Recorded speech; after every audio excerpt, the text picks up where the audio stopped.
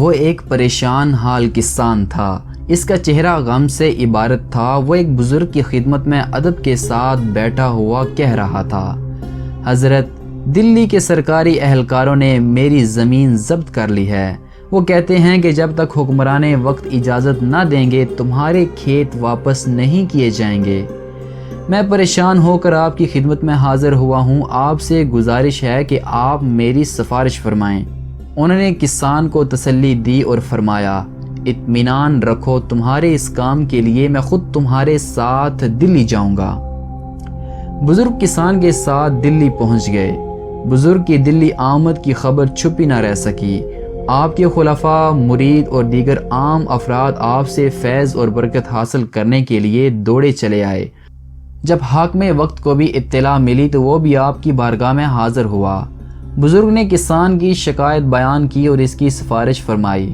حاکم وقت نے عرض کی، اس کام کے لیے آپ نے ناحق زحمت فرمائی۔ اگر آپ اپنے کسی خادم کے ذریعے کہلا بھیجتے تو بھی فوراً تعمیل کرتا۔ یوں اس اللہ والے بزرگ نے فرمایا کہ مظلوموں کی امداد بھی عبادت میں داخل ہے، اس لیے میں خود ہی اس کام کو انجام دینے کے لیے چلا آیا۔ یہ بزرگ تھے مشہور اولیاء اللہ حضرت خواجہ معین الدین چشتی اجمیری رحمۃ اللہ علیہ، جنہوں نے ایک معمولی کسان کے ساتھ ہونے والی زیادتی کے ازالے کے لیے اجمیر سے دلی تک کا سفر فرمایا اور حکمران وقت شمس الدین التمش سے اس کسان کی سفارش فرمائی۔ آپ امت مسلمہ کے محسن ہیں۔ آپ کی مسلسل جد و جہد کے نتیجے میں برِ صغیر پاک و ہند میں دین حق کا اجالا پھیلا، اور جس طرح زمین پر لوگ بتوں کو پوج رہے تھے وہاں خدائے واحد کی پرستش ہونے لگی اور اس خطے کو اسلام کی عظیم نعمت میسر آ گئی۔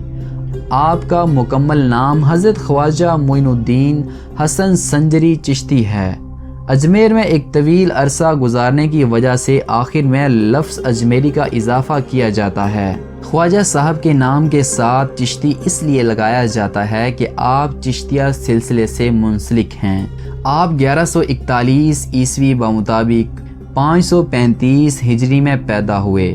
یہ وہ زمانہ تھا جب سلجوقی حکومت عدم و استحکام کا شکار تھی اور گمراہ کن عقائد رکھنے والے زور پکڑ چکے تھے۔ باطنی فرقے سے تعلق رکھنے والوں نے تباہی پھیلا رکھی تھی۔ ان حالات کے باعث خواجہ صاحب کے والد محترم سنجر سے خراسان چلے آئے۔ حضرت کا بچپن یہیں گزرا اور ابتدائی تعلیم آپ نے یہیں حاصل کی۔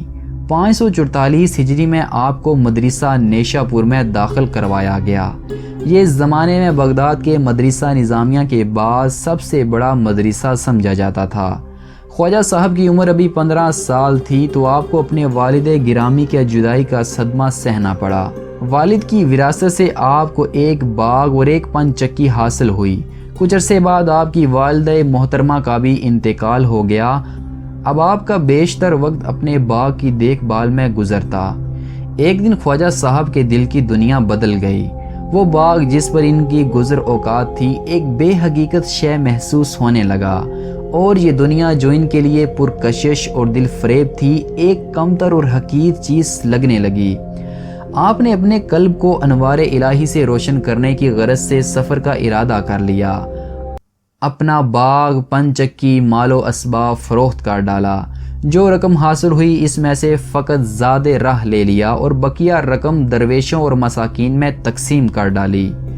اب آپ کی منزل سمرقند تھی۔ سمرقند میں خواجہ صاحب نے ایک مدت تک قیام فرمایا۔ ظاہری علوم کی تکمیل کے بعد آپ نے باطنی علوم کی طرف توجہ فرمائی اور عراق کی سمت چل پڑے۔ عراق جاتے ہوئے خواجہ صاحب جب خراسان سے گزرے تو نیشا پور کے قریب قصبہ ہرون میں ایک بزرگ حضرت عثمان ہرونی کا بہت چرچا تھا۔ خواجہ صاحب ان کی خدمت میں حاضر ہوئے۔ یہ ایک پاکیزہ مجلس تھی جہاں معرفت نفس اور معرفت الہی کی گفتگو رہتی تھی۔ خواجہ صاحب کا دل اس مجلس میں ایسا لگا کہ یہاں آپ نے طویل عرصے تک قیام فرمایا۔ پھر آپ نے چاہا کہ حضرت عثمان ہرونی کے حلقہ ارادت میں شامل ہو جائیں۔ آپ نے اپنی اس خواہش کا اظہار حضرت عثمان ہرونی کے روبرو کیا۔ خواجہ معین الدین چشتی علم و معرفت کی کرنیں بکھیرتے ہوئے اصفہان سے خرقان چلے گئے۔ 2 سال تک یہاں مقیم رہے اور لوگوں کو ہدایت کا راستہ دکھایا۔ پھر استر آباد جو کہ ایران کا سرحدی شہر ہے وہاں تشریف لے گئے، یہاں سے ہرات اور پھر سبزوار آئے۔ خواجہ صاحب نے اب بلخ کا رخ کیا، یہاں سے آپ لاہور تشریف لائے اور آپ حضرت داتا گنج بخش رحمۃ اللہ علیہ کے مزار پر تشریف لے گئے۔ پھر خواجہ صاحب ملتان تشریف لے گئے، یہاں آپ نے 5 سال قیام فرمایا اور ہندوستان کی زبان سیکھی۔ ملتان سے آپ دلی تشریف لے گئے، آپ چاہتے تو دلی میں قیام فرما سکتے تھے یا لاہور کو اپنا مستقر بنا سکتے تھے، لیکن آپ کو یہاں زیادہ سہولتیں مل سکتی تھیں۔ آپ کی سیاسی اور اخلاقی مدد کرنے والے لوگ بھی موجود تھے، لیکن خواجہ صاحب کی معاملہ فہم اور دورس نگاہوں نے دیکھ لیا تھا کہ اس وقت جس شہر کو دعوت دین کا مرکز بنانے کی اشد ضرورت ہے اور وہ اجمیر ہے۔ اس زمانے میں اجمیر کو دلی سے بھی زیادہ اہمیت حاصل تھی۔ یہاں ہندوؤں کے مشہور اور طاقتور راجہ پرتھوی راج کی حکومت تھی۔ اگرچہ پہلی صدی ہجری سے ہی برصغیر میں اسلام کے وفود آنے شروع ہو گئے تھے اور 93 ہجری میں عظیم سپہ سالار محمد بن قاسم نے سندھ سے ملتان تک کے علاقے میں اسلامی پرچم لہرا دیا تھا، اور پھر 5ویں صدی ہجری میں سلطان محمود غزنوی نے برصغیر کے ایک بڑے حصے کو فتح کر ڈالا تھا۔ اس دوران کرامتا جو کہ ایک گمراہ کن عقیدہ رکھنے والے لوگ تھے ابھر آئے تھے۔ سندھ سے ساحل عرب تک کا علاقہ ان کی حکومت میں شامل تھا۔ لاہور غزنویوں کے قبضے میں تھا اور برصغیر مختلف طاقتوں کے درمیان بٹا ہوا تھا۔ ان حالات میں اجمیر کو اپنی تحریک کا مرکز بنانا خواجہ صاحب کا نہ صرف یہ کہ دانش مندانہ فیصلہ تھا، بلکہ آپ کی غیر معمولی جرت اور حوصلے کا مظہر تھا۔ اجمیر میں خواجہ صاحب کی آمد پرتھوی راج کو ایک آنکھ نہ بھائی۔ وہ آپ کے رعب و جلال سے خوفزدہ ہو کر آپ کو تو کچھ نہ کہہ سکا، البتہ اس نے آپ کے رفقا کو تکالیف پہنچانا شروع کر دیں۔ ادھر خواجہ صاحب کی پرکشش شخصیت، آپ کا دلکش انداز گفتگو اور آپ کی دل نشیں تعلیمات کی بدولت لوگ دور دور سے آپ کے پاس اسلام قبول کرنے کے لیے آ رہے تھے۔ پرتھوی راج خواجہ صاحب کی تحریک سے سخت پریشان تھا۔ اس نے خواجہ معین الدین چشتی کے مریدوں کو تنگ کرنا شروع کر دیا۔ خواجہ صاحب کے اثرات کو زائل کرنے کی غرض سے اس نے ہندو جوگیوں کو بلوا لیا، لیکن ان جوگیوں کے جادو اور منتر بیکار ثابت ہوئے۔ ان میں ایک جوگی جے پال نے خواجہ صاحب کو مغلوب کرنے کی بڑی کوشش کی، لیکن اللہ تعالیٰ نے خواجہ صاحب کو اس کے برے اثرات سے محفوظ رکھا۔ جے پال اس سے اس قدر متاثر ہوا کہ اس کے دل میں ایمان کی شمع جلنے لگی۔ اس نے آپ کے ہاتھ پر اسلام قبول کر لیا۔ خواجہ صاحب نے اس کے ساتھ بڑا شفقت آمیز سلوک فرمایا، اس کا اسلامی نام عبداللہ رکھا اور اسے خلافت بھی بخشی۔ انہی دنوں میں پرتھوی راج نے خواجہ صاحب کے ایک مرید کے ساتھ کوئی زیادتی کی۔